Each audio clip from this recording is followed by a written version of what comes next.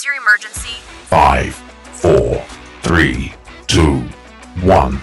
Welcome to the PIO Podcast, a place for all things public information related for police, fire, EMS, and local government.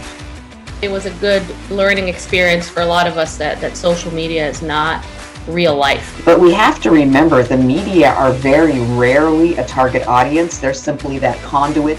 Our words have impacts on individuals, and it may not be positive. So just being thoughtful and mindful of the words that we speak. I think what's so interesting about this position too, and this job and this profession, is that every one of us is looking for purpose. And when we find it here, that's it.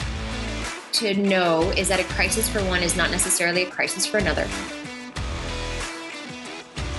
Hey guys, I wanted to jump on here for a minute. I hope you're enjoying our content. If you could take a moment to look in today's show notes at the bottom, you're going to see a link that says support the show. The PIO Podcast needs support to keep connecting with these amazing resources. Any amount helps. Thanks everybody. We really appreciate it. I cannot believe we are in the month of April already. In this month, we will hear from PIOs all across the country. On April 18th, we will have a live panel discussion, and the topic is transparency, the new buzzword of the 21st century. Sign up today by going to the link at the bottom of today's show notes. So sit back, relax, and enjoy this episode.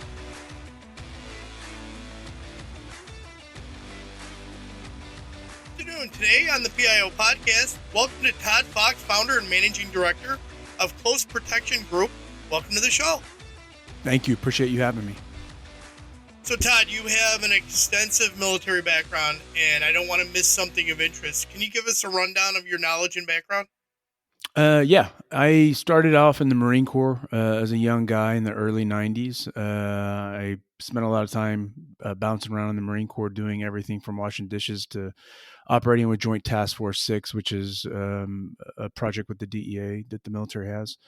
I got out of the Marine Corps, started working in protective details in Latin America. From there, I started doing contract work and then ended up in law enforcement, setting up and standing up a SRT team in the St. Louis area. You've done a fair amount, DEA, working in the Marines, and then setting up a tactical team in the St. Louis area. That's awesome. So let's talk about your professional expertise is in the use of force incidents. So it's something you spent a considerable amount of time on developing. Why is that? In 1985 or 6, I started wrestling at the same time. I started martial arts, karate, and boxing and all this stuff. And when I went in the Marine Corps, I ended up specializing in that. And I worked with a law enforcement officer in the St. Louis area to help develop a program that they had. At the time, they were kind of relegated to PPCT, and I don't know if anybody knows what that is, but it's not super effective. And the components that were very effective in the old days were kind of pushed out because they were effective. And so I worked with them starting in 95. And then I became a professional fighter. I fought in MMA before it was MMA. It was called NHB, or No Holds Barred. And I still work with law enforcement agency. I still work with the Marine Corps. And what I found is that there's a massive difference. There's a disconnect between what the public thinks law enforcement officers get and what they actually get, and then the quality of instruction they get, the dedication to that particular component of training, and then all of the other training that takes precedence over it. And so I started to have to work within the constraints of law enforcement, and I developed a few programs specific to agencies, in this case, state agencies, and then eventually federal agencies, and then working with bodies like Post to get it certified. And, being in the St. Louis area, there's no lack of action and activity. It's high ops tempo in this area. So you get to see what works and what doesn't work. Let's talk about use of force incidents involving law enforcement officers. What do you see as a contributing factor to the use of force? And then I have a follow-up to that. Ooh, that's it's complex because it's multifaceted, right? You look at law. So the vast majority of people on the civilian side don't understand use of force from a legal perspective, right? When you get into case law, Graham Connor and Tennessee Garner and Scott Henrich, and you get into state statutes, they don't understand what it is. They think it's one thing. And that also includes law enforcement. I've talked to a lot of different agencies and senior staff, command staff, who don't understand it. They think the law says that they must use the least force necessary. And while that may be a policy, that's not the law. And it's interesting to talk to them about specific cases like Scott Henrich. It needs to be objectively reasonable. And then obviously, as you know, with the Graham factors, when you talk about, the severity of the crime, the immediacy of the threat, the level of resistance faced, all those factors come into play. So there's the actual law. Then there comes the agency and what type of activities they're seeing in their region and what the community tolerates for them in the hiring process in particular. What I've noticed is that, because use of force are very rare relative to law enforcement contacts, the focus is going to be on communicating, right? It's going to be on talking to people and being effective there. It's not going to be focused on the capabilities and, let's say, high risk, low frequency events like use of force. So in the training module, you don't see anything extreme or severe in most cases. They train them to a minimum standard when it comes to use of force. So what happens is if you get a person who's never been punched in the face in training, when it happens in real life, they default very frequently to a higher level of force. And in many cases, that is the firearm. And so, let's say I've been boxing my whole life and you punch me in the face. I don't think it's lethal because I know that getting punched in the face is not lethal 99.9% of the time. And so I don't default to going to lethal force. So I think it's multi-factor. It's knowing the laws. It's the agency's selection, right, of officers, how they train those officers, and the community's perspective, and trying to kind of fit all of those pieces together. And as you know, the news is going to play the sound bites that work for them, and that's not always in favor of the law enforcement officer. And it misses context in almost all of the cases. Yeah, and there's still the general public's perception of that. Why didn't the officer just wing him, shoot him in the arm? I mean, I've heard that I don't know how many times. Yeah, that shows a lack of understanding, one, of firearms and responsible usage of firearms, and thinking about things like backstop, thinking about the fact that if I shoot them, number one, it's not going to disable them, which is my intention for shooting them in the first place, right? So, people, if you shoot them in the arm, they can still use their other arms, their two legs, they can still move, they can still kill you or hurt you. And so it's a very limited understanding. And one of the things that I think we fail as a community to do is educate the public on why it is that we don't do those things, and trying to get in front of that so they understand the law, they understand the training, and put them in scenarios. I know sometimes the local agencies do, citizen academies and things like that. And sometimes they're useful if they're set up in the proper way. But those ideas I think are old, like, well, you should have shot him in the arm or the leg. Like, you missed the point, and let's talk about that, instead of kind of saying, no, we can't do that. Explain why we can't do that. Show them what happens when that occurs. And then the other things, the cost of doing that, what happens, when you get sued as a small agency for making that choice, thinking you're making the right choice, and then disabling that individual. So it's multi-factor. Again, it's multi-front, and a lot of times we're not getting out in front of that stuff. One of the things that you've been doing is working with defensive tactics instructors at all levels in government. And what have you learned since you started working with them? I learned mostly on the front end that they have a ton of restrictions. So you look at what their agency policy allows them to do. That's number one. You look at the time allotted. You look at what's bumping them out, what courses are bumping them out, and then also the level of commitment of the individual officer. If you look at things like promotions, right? Never does a promotion board consider how proficient you are, how much DT you've done. It doesn't look at that. It doesn't look at your fitness standards, right? Those things are not considered. So they're not incentivized, which means that an officer, if they want to be promoted, if they're motivated, they're going to attack the fronts that really contribute to their promotion. The guys that want to train, that are focused on training, they're going to train. They don't need guys like me. They're going to go out and they're going to find, the guys that are pros. They're going to learn the stuff they have to learn, and they're going to try to pass on to the people that want to hear it.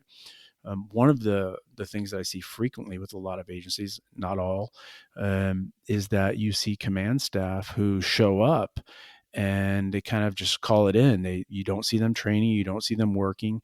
And when we talk about leading from the front, the way to lead from the front is to do the thing that you're supposed to be training. You want your officers proficient and show them that it's important. How do you show them it's important? By doing the thing that you sent them to train on.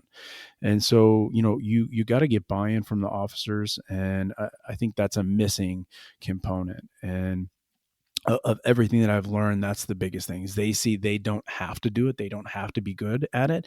And as I noted earlier, uses of force are so infrequent relative to law enforcement contacts in the US, regardless of what the public thinks. And people can get away with not having those skills.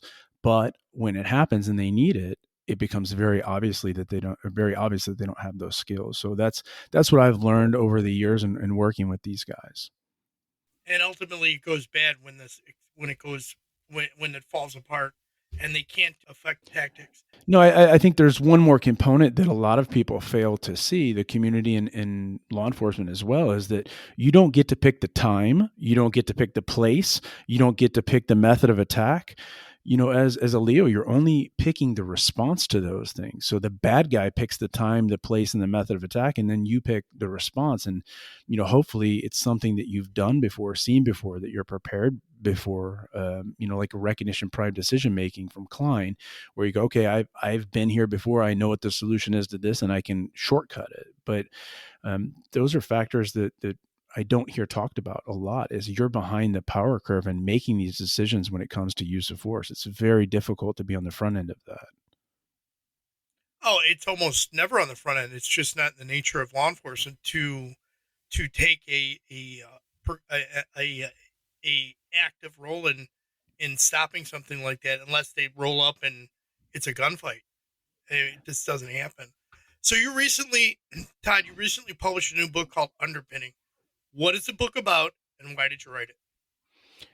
I wrote the book for a very specific reason, which is that there are a ton of guys who've never served in law enforcement teaching law enforcement right now. It's the flavor of the moment with MMA guys and jiu-jitsu guys. And I come from those communities. I have a 4th degree black belt in jiu-jitsu. I have 3 black belts and I've competed professionally. I'm a national champion in jiu-jitsu at black belt level, and I've got a ton of accolades.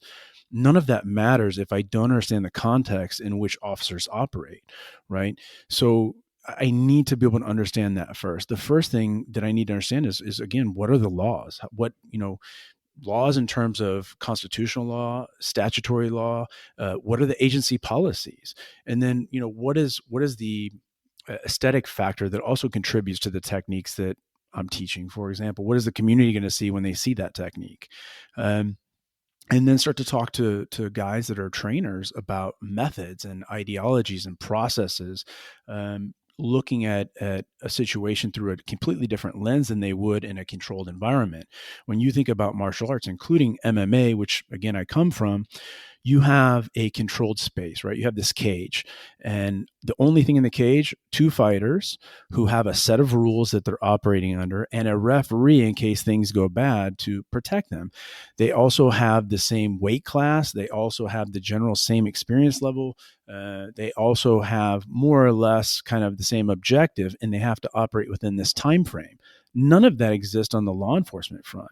If you're wearing gear, 30, 40, 50 pounds of gear, you face another problem, which is Hick's law, right? You have all these options on your duty belt, and you think as a normal person that more options is better. And in reality, it just creates confusion because there's so many options that you have to cycle through that mentally to figure out what's the right one. And cycling through that slows you down in your decision-making process. So fighters don't have that in a ring, in a cage, in a confined space.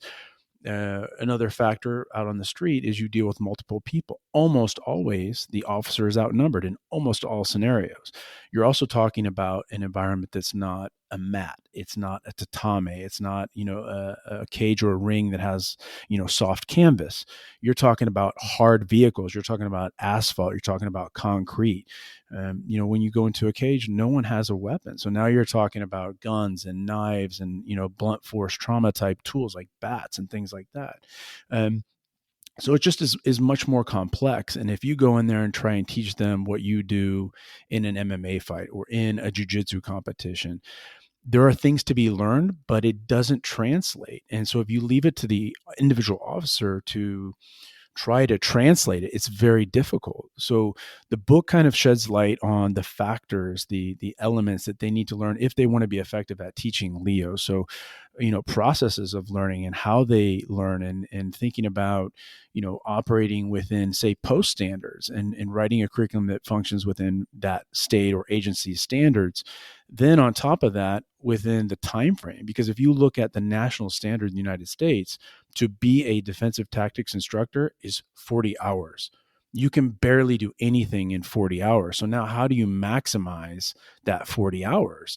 And how do you keep the attention of people who have short attention spans and who want to be in charge and think they know everything already? It's a very, very challenging thing. So the book shed light on all of those topics, and it tries to kind of lead guys with limited experience in their realm down the path to being good at what they do, to really being a service to the law enforcement officer, and by proxy, the community as a whole.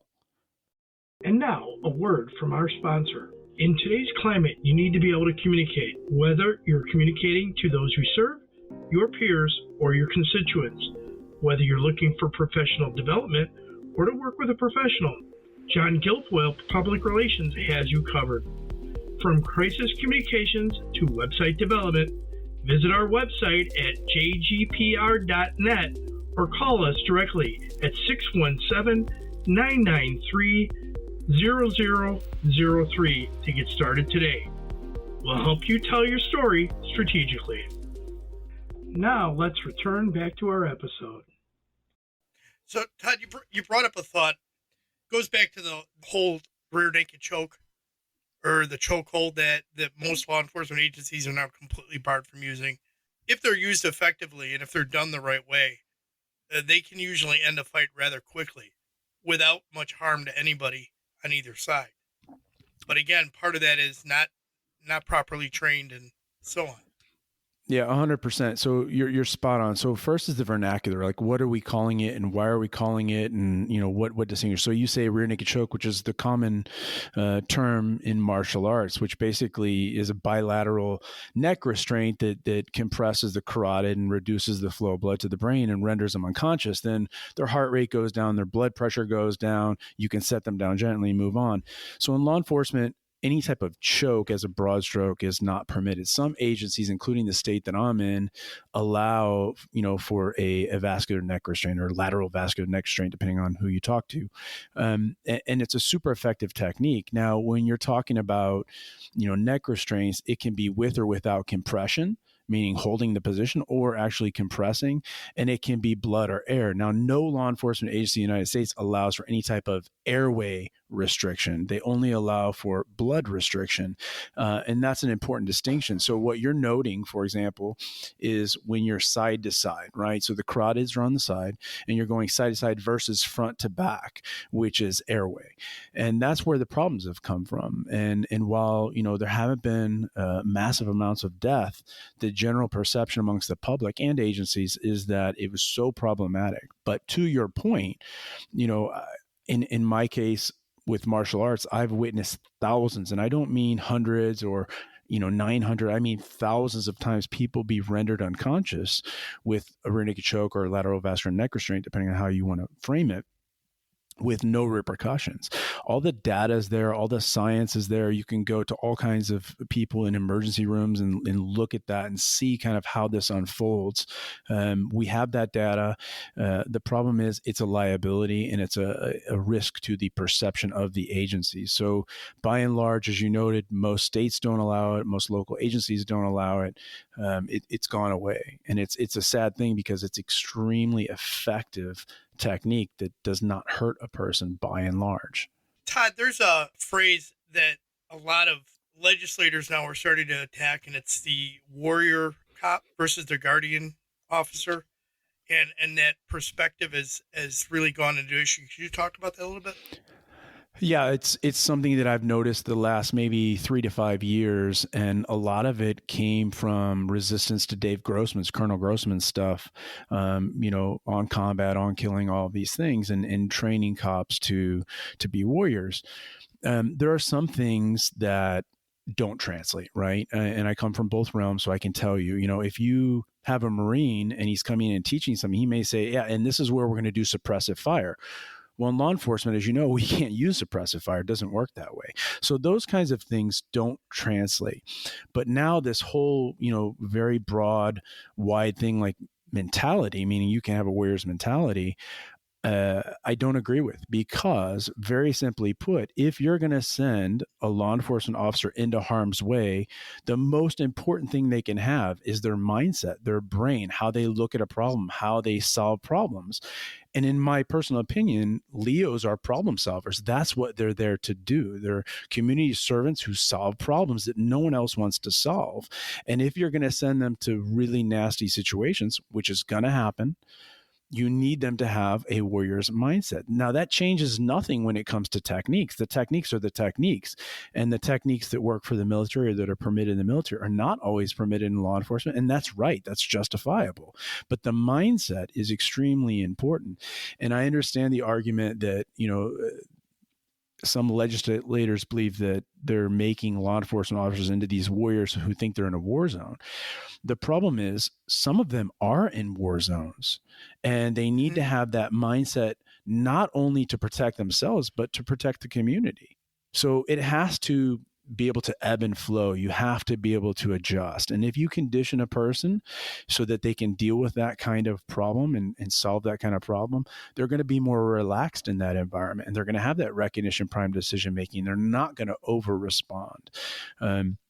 You've got to deal with little kids, and you've got to deal with old people, and you've got to deal with people with mental illness and all kinds of problems.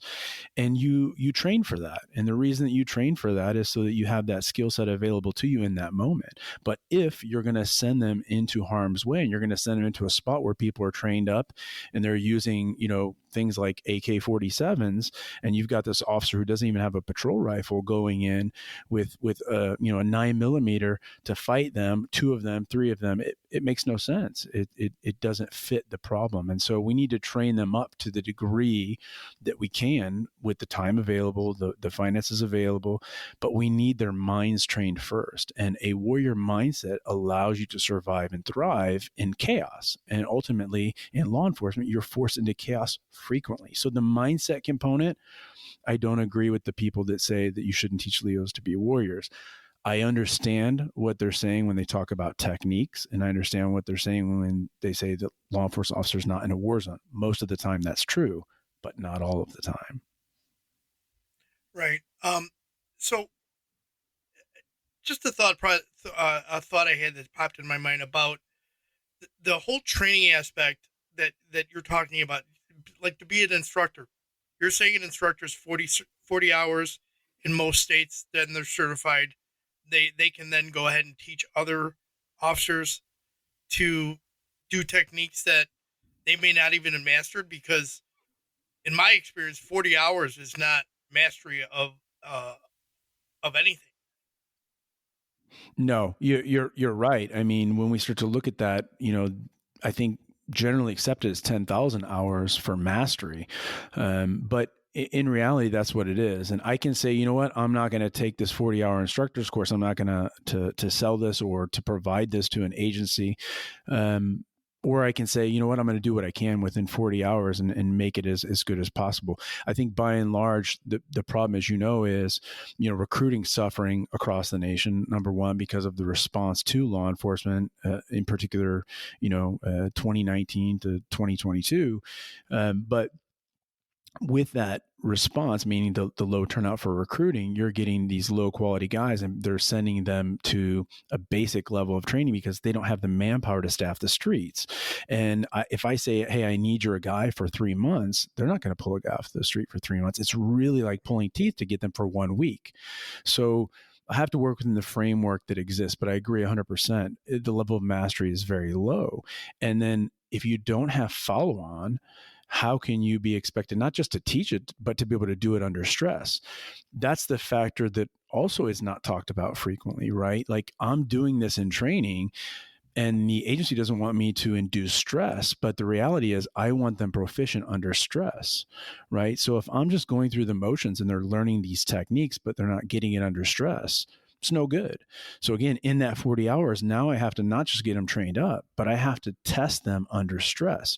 And it can be a lot of different stressors, but they need to be commensurate with the levels of stress they're going to face, as long as it keeps them safe in training. So the reality is right now that, most agencies are not going to jump out in front of that curve and say, look, this isn't it.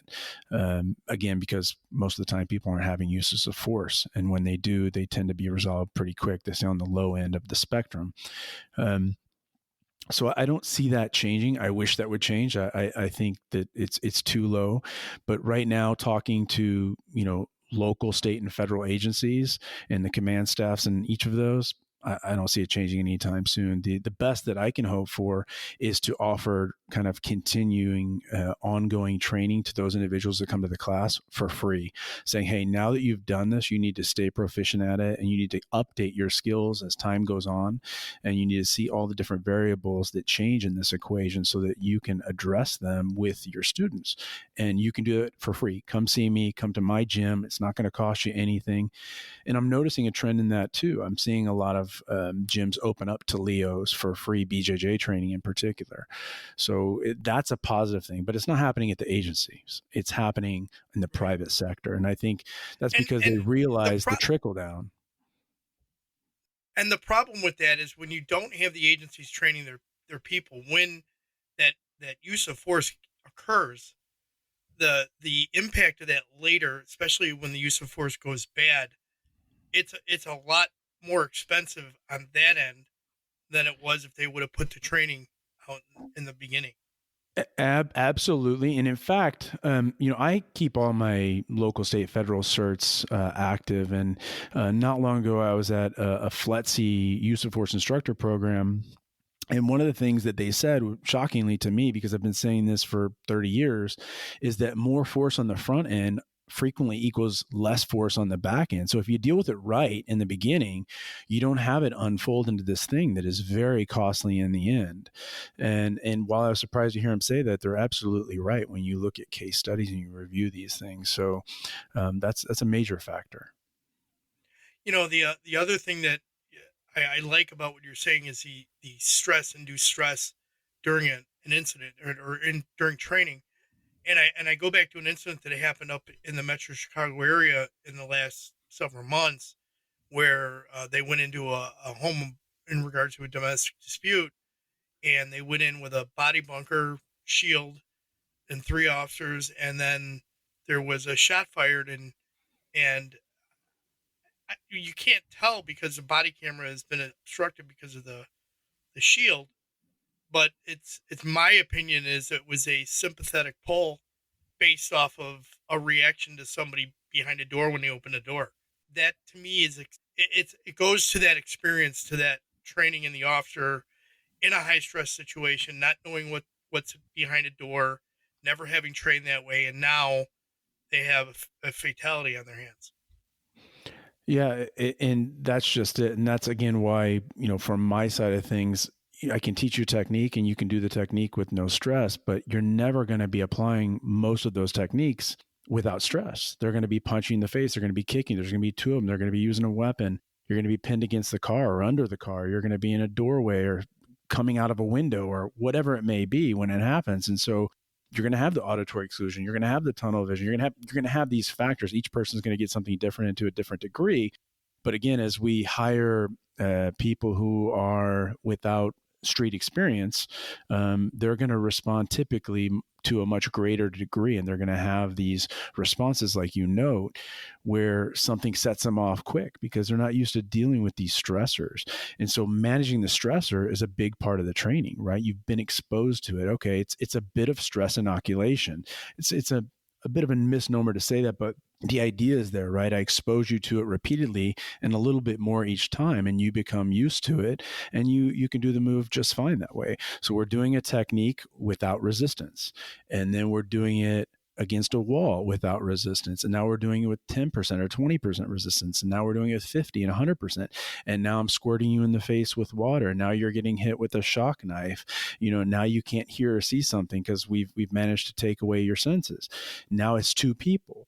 So as we add those or stack those, it becomes more stressful, and it also becomes more realistic. And the more that they learn to operate and function and perform those techniques in those environments, the better they are for the community as a law enforcement officer.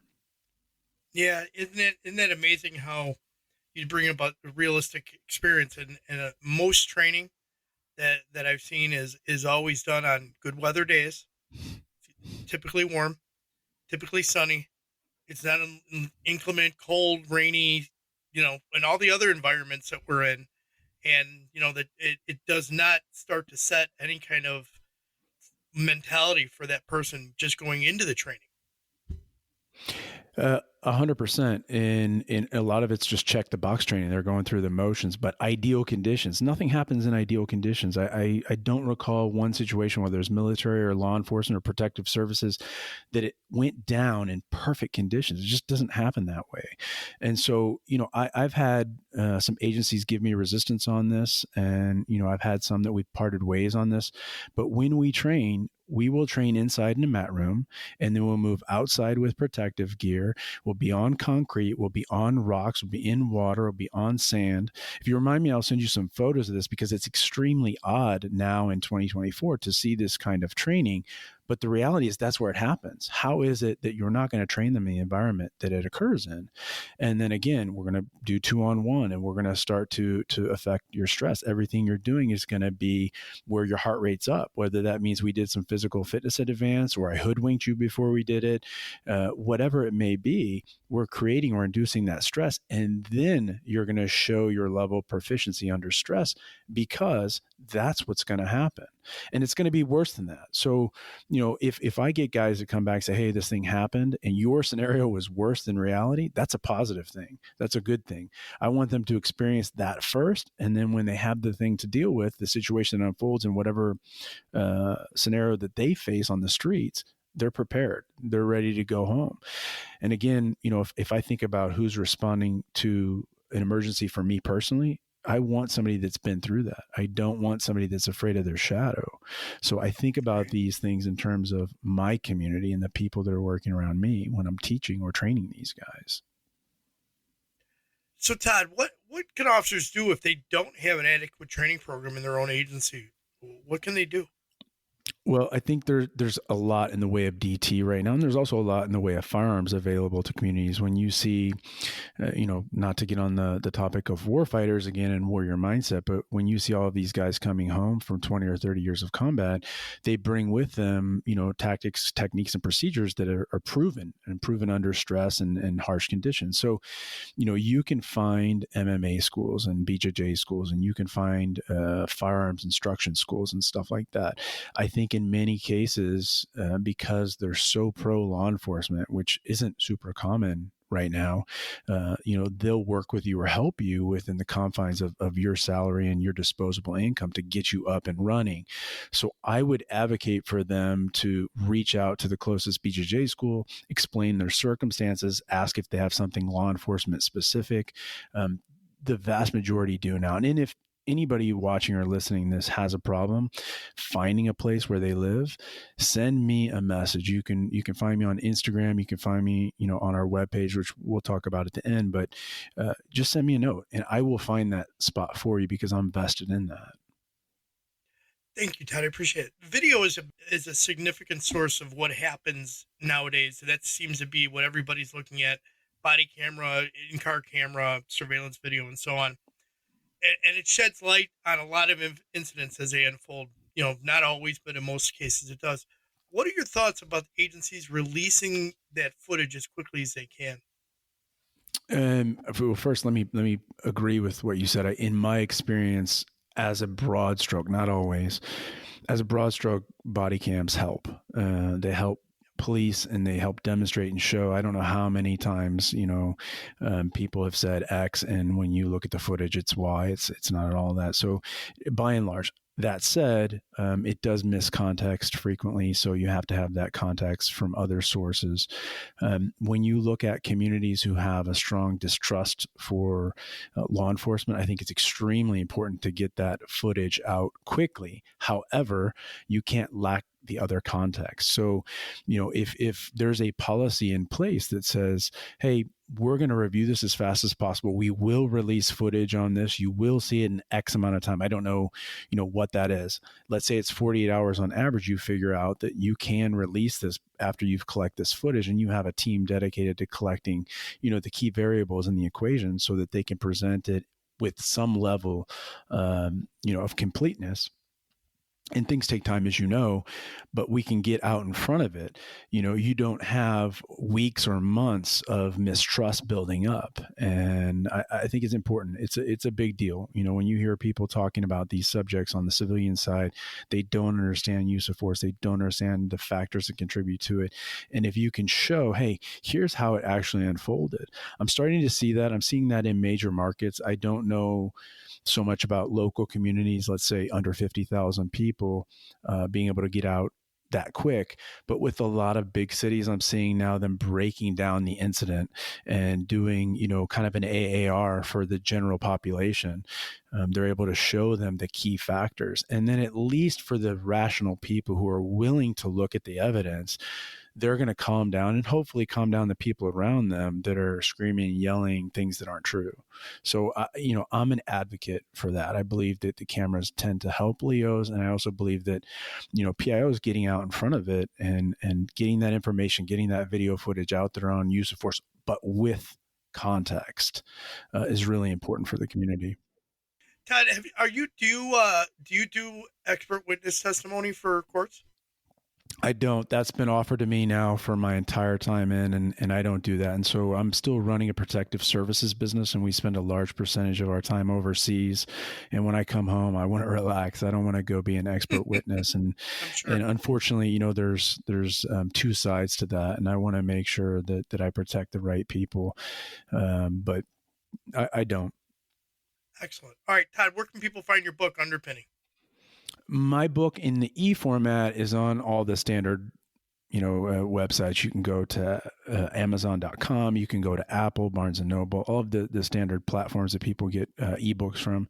And then our website, tourprotection.com, has the actual paperback book. So I've written 5 books. This is the most recent book. So you'll see I cycle through putting out there the paperback, and then after X amount of time, usually when we get to about 5,000 copies, I'll stop the paperbacks and it'll just be an ebook. So tourprotection.com is for the paperback, Amazon, Apple, Barnes & Noble for everything else. And I'll add all that into the show notes so that people can find the book. Todd, is there anything else you'd like to add? The thing that I would like people in general to understand is that training changes behavior. And so if you want a behavior change, you're going to have to train it into people. It's not just going to naturally unfold or occur. So training is critical. It's something that in law enforcement right now, people don't get a whole lot of training in 1 or 2 specific things. What they end up doing is becoming, a jack of all trades. And as time goes on, they get tasked with more and more duties, which means that, they're less of an expert or subject matter expert in one particular field. And when people consider use of force, in particular, the use of deadly force, or at least at that level, it's important, to know that these officers aren't getting a lot of time doing this. So if they want a better response, they need to give them more training. And I know that LEOs broadly know that, but the community needs to know that. So anybody out there that's screaming or crying for that, training is the solution. And it means they've got to find the funding for that, and they've got to find the time for that. So to change behavior, you need training. Thank you. Todd, I didn't ask you this. Talk about the business you have, Tour Protection, and what you do, what that entails.